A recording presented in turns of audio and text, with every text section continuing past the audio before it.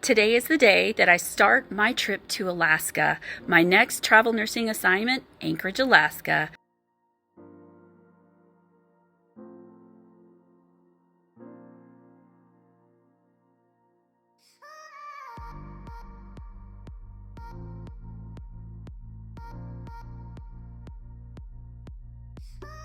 North Carolina.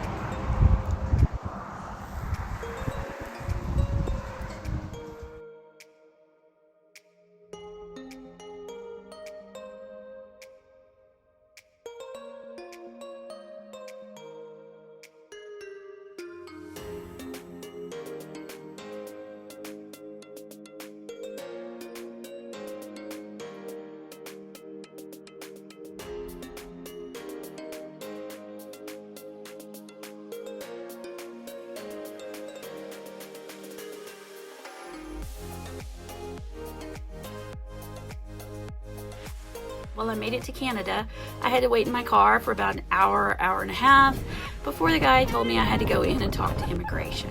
I go in to talk to immigration and I had to sit there for about 2 hours, and then finally the guy gets around to telling me, hey, you need your PCR test. I thought because I was vaccinated I wouldn't need it, but I guess I should have paid more attention to the website.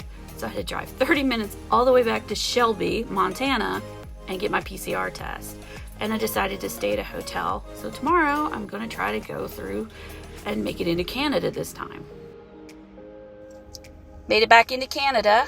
Just had to show my PCR test and have them inspect my truck for paraphernalia, guns, weapons, I don't know.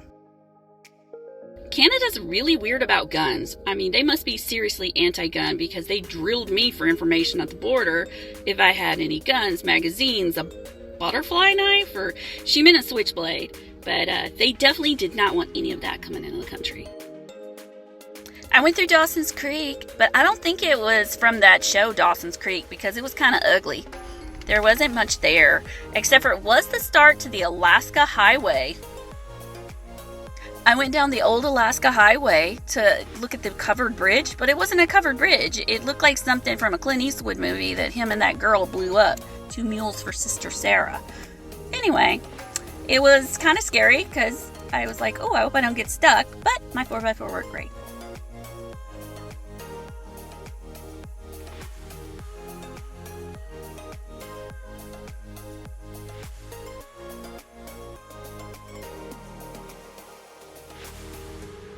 Y'all, gas is so expensive in British Columbia and Alberta, Canada.